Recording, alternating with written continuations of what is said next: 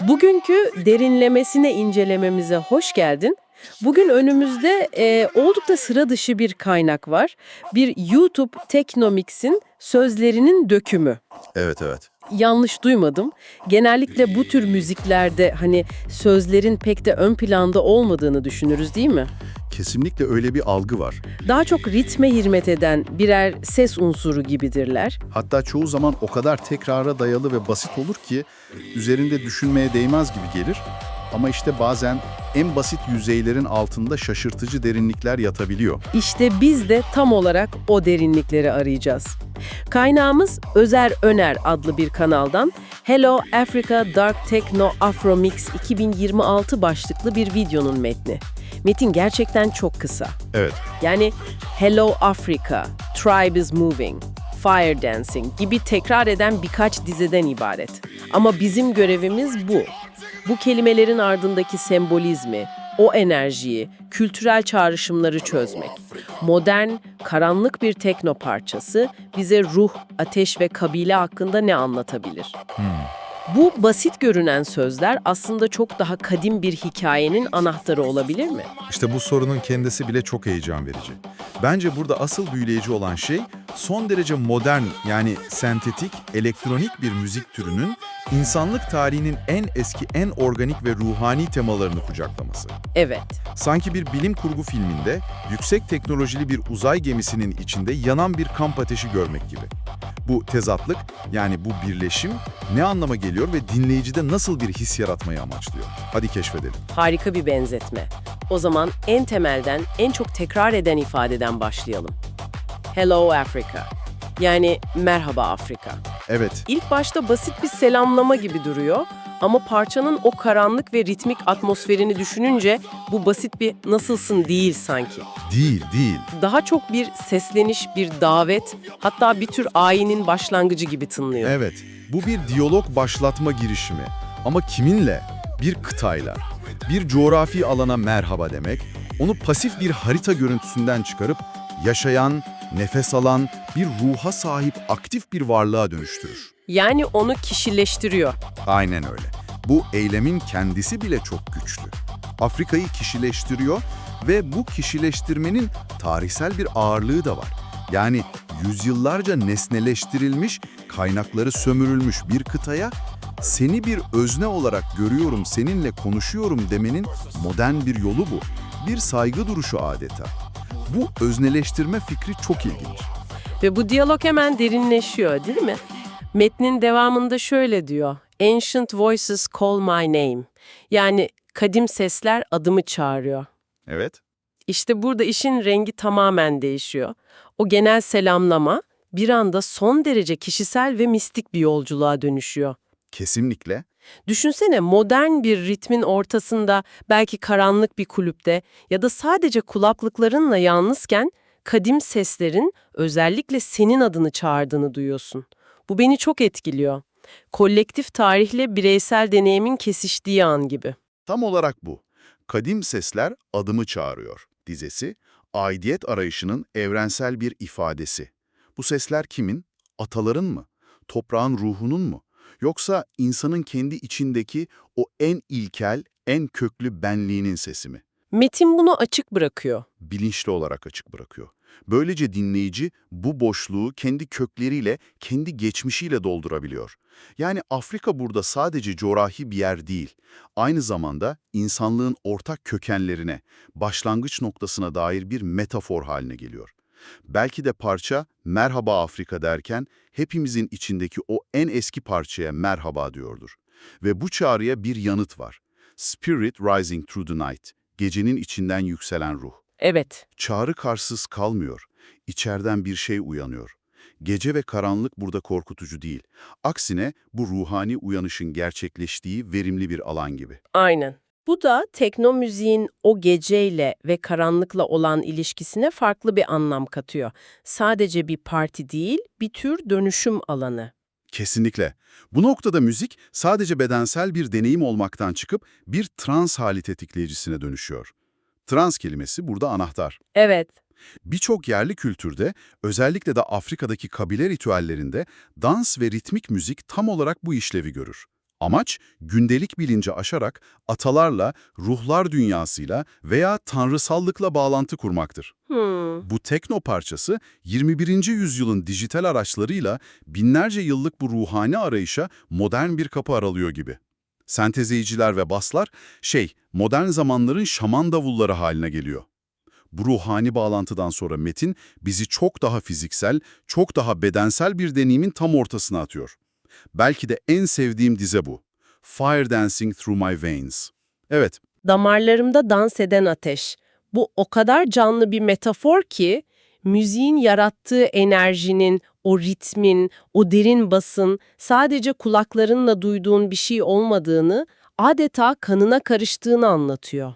kesinlikle. Bunu okurken bile o fiziksel titreşimi hissedebiliyorum.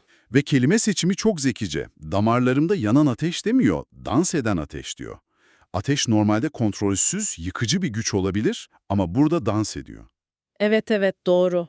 Yani bu enerji hem çok güçlü hem de ritmik, uyumlu ve yaşam dolu. Vücudun her hücresinin müziğin ritmiyle titreştiği, o kendinden geçme anını mükemmel yakalıyor. Beden, müziğin bir enstrümanı haline geliyor o an. Ve hemen ardından gelen dize, bu ateşi bir yöne kanalize ediyor, ona bir amaç veriyor. Mother Rhythm, Guide My Soul.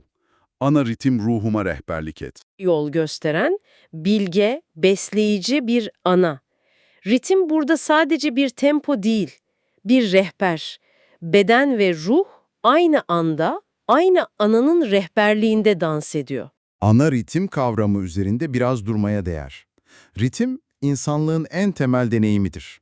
Anne karnında duyduğumuz ilk ses, annemizin kalp atışının ritmidir. Doğru. Mevsimlerin döngüsü, gece-gündüz, nefes alıp verişimiz, hayatın kendisi ritim üzerine kurulu. Ritme ana demek, ona yaratıcı, besleyici, koruyucu ve kök saldığımız bir kaynak anlamı yüklüyor. Tıpkı bir annenin çocuğuna rehberlik etmesi gibi. Bir teslimiyet anı gibi. Evet, bu bir teslimiyet anı. Mantığı, egoyu, plan yapmayı bir kenara bırakıp o en ilkel, en güvenilir güce kendini bırakma çağrısı. Bu teslimiyet anı bireysel bir eylem olarak kalmıyor. Tam da bu noktada metin kameranın açısını değiştiriyor ve bizi bir topluluğun içine dahil ediyor. Move your body, we lose control. Bedenini hareket ettir, kontrolü kaybediyoruz. İşte o bize geçiş. Buradaki benden bize geçiş çok kritik. Artık tek başına değilsin. Deneyim kolektif bir hale bürünüyor. Bu kontrolü kaybetme fikri modern hayatta genelde korkutucu bir şey olarak görülür. Ama burada bir özgürleşme vaadi gibi sunuluyor. Evet, çünkü modern hayat sürekli kontrol altında olmak demektir. Zamanımızı, duygularımızı, işimizi, her şeyi kontrol etmeye çalışırız. Doğru. Bu dize ise diyor ki, bırak gitsin, bedenini ritme teslim et. Bunu yaptığında o bireysel kontrol mekanizması erir ve daha büyük bir bütünün, kolektif bir bilincin parçası olursun. Bir kabile enerjisi gibi. Aynen öyle. Egodan sıyrılıp bir kabile enerjisine teslim olmak ve bunu biz olarak birlikte yapmak, o korkuyu ortadan kaldıran şey. Yalnız değilsin. Herkes aynı anda kontrolü kaybediyor. Bu da bir güven hissi yaratıyor. Kabile enerjisi dedin, metinde bizi tam olarak oraya götürüyor. Tribe is moving, feel the heat. Kabile hareket ediyor, ısıyı hisset. Evet, İşte bu noktada tüm imgeler birleşiyor sanki.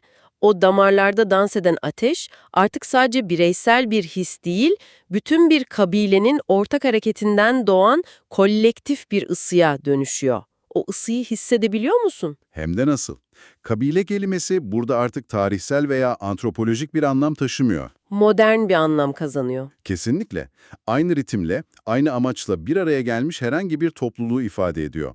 Bir festivaldeki kalabalık, bir dans pistindeki insanlar, onlar o an için o deneyim süresince modern bir kabile oluşturuyorlar.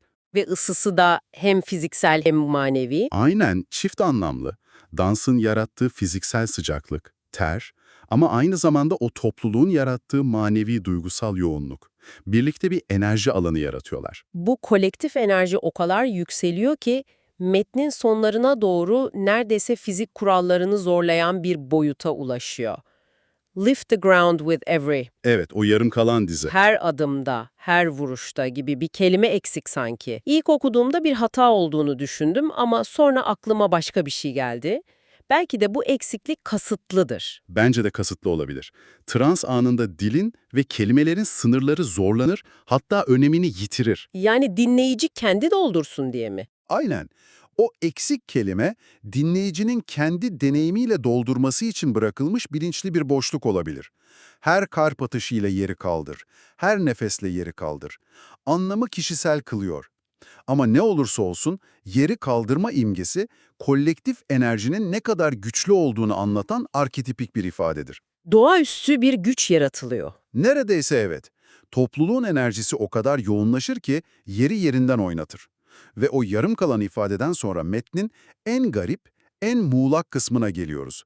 Hello Africa, air versus moving it. Hello Africa, tribe is moving, feel the heat. Buradaki air versus moving it ifadesi. Evet, o kısım çok belirsiz. Gerçekten çok belirsiz. Belki bir transkripsiyon hatasıdır ama biz elimizdeki metne sadık kalalım. Bu anlamsız gibi görünen karmaşa, belki de o kontrolü kaybetme anının zirvesini, kelimelerin artık yetmediği o anı yansıtıyor olabilir mi? Bence bu harika bir yorum. Yani bunu bir hata olarak görmek yerine deneyimin bir parçası olarak okuyabiliriz. Dilin çözüldüğü, rasyonel zihnin sustuğu anı temsil ediyor olabilir. Peki başka bir ihtimal? Başka bir ihtimal daha var. Belki de transkripsiyonda kaybolan kelime universe'tür. Yani universe is moving. Evren hareket ediyor. Evet, evren hareket ediyor demek istenmiş olabilir. Bu metnin genel akışıyla da çok uyumlu olurdu.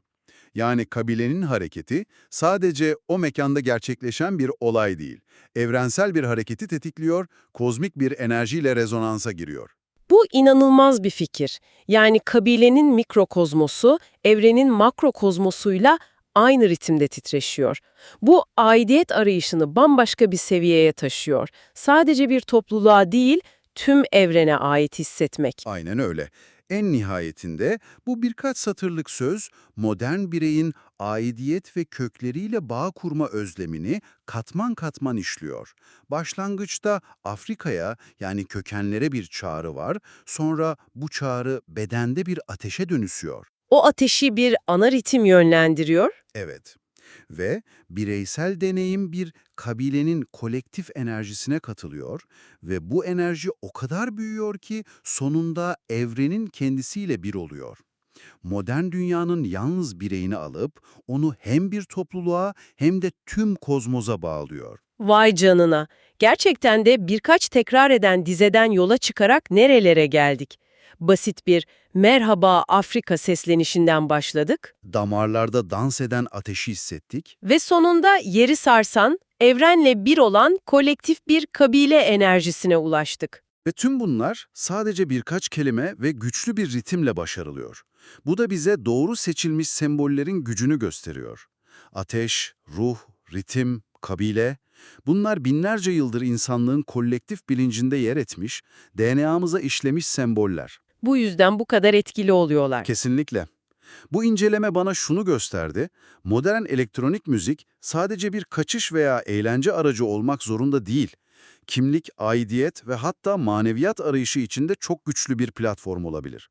O karanlık, mekanik, tekrarlayan ritimlerin içinde aslında çok temel, çok insani bir çağrı yatıyor. Bağlantı kurma arzusu. Kesinlikle. Hem kendinle, hem başkalarıyla, hem de köklerinle. Buradan çıkaracağımız en büyük ders belki de şudur. Bu sözler modern bir ilahi ya da bir kabile çağrısı gibi işliyor. Antik olanla çağdaş olan birey ve topluluk arasında köprüler kuruyor. Bize teknolojinin köklerimizi unutturmak zorunda olmadığını hatırlatıyor. Aksine O köklerle yeni ve güçlü yollarla yeniden bağ kurmamızı sağlayabileceğini gösteriyor. Bu ritim o kadim sesleri susturmuyor, tam tersine onlara 21.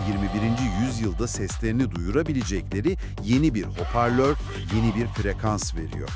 Peki bu analizden sonra sana şu soruyu bırakalım. Bu sözler ve bu müzik, modern teknolojinin kadim gelenekleri yok etmek yerine onları yeni nesiller için tamamen yeni bir formatta, yeni bir dilde yeniden canlandırmanın bir yolu olabileceğini mi gösteriyor? Ve daha kişisel bir soru, senin hayatında eski geleneklerle veya köklerinle bağ kurmanı sağlayan bu şekilde beklenmedik modern formlar, araçlar veya kişisel ritüeller var mı? Belki de hepimizin aradığı o kadim sesler en beklemediğimiz frekanslardan, en modern cihazlardan bize sesleniyordur. Önemli olan dinlemeye bilmek.